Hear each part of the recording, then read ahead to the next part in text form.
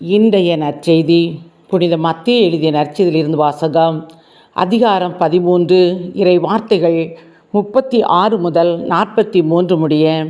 அதன் பின்பு இயேசு மக்கள் கூட்டத்தினரை அனுப்பிவிட்டு வீட்டுக்குள் வந்தார்.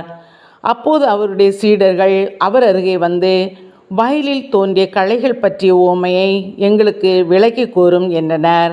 அதற்கு அவர் பின்வருமாறு கூறினார். நல்ல விதைகளை விதைப்பவர் மானிட மகன். வயல் இவ்வுலகம். நல்ல விதைகள் கடவுளின் ஆட்சிக்கு உட்பட்ட மக்கள். களைகள் தீயோனை சேர்ந்தவர்கள். அவற்றை விதைக்கும் பகைவன் அலகை. அறுவடை உலகின் முடிவு. அறுவடை செய்வோர் வானதூதர். எவ்வாறு களைகளை பறித்து தீக்கிரையாக்குவார்களோ அவ்வாறே உலக முடிவிலும் நடக்கும். மானிட மகன் தம் வானதூதரை அனுப்புவார். அவர்கள் அவருடைய ஆட்சிக்கு தடையாய் உள்ள அனைவரையும் நெறிக்கெட்டோரையும் ஒன்று சேர்ப்பார்கள்.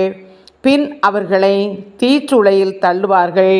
அங்கே அழுகையும் அங்கலாய்ப்பும் இருக்கும். அப்போது நேர்மையாளர் தம் தந்தையின் ஆட்சியில் கதிரவனைப் போல் ஒளி வீசுவர். கேட்கச் செவியுள்ளோர் கேட்கட்டும் என்றார். இது கிறிஸ்துவின் நற்செய்தி. கிறிஸ்துவே உமக்கு புகழ்.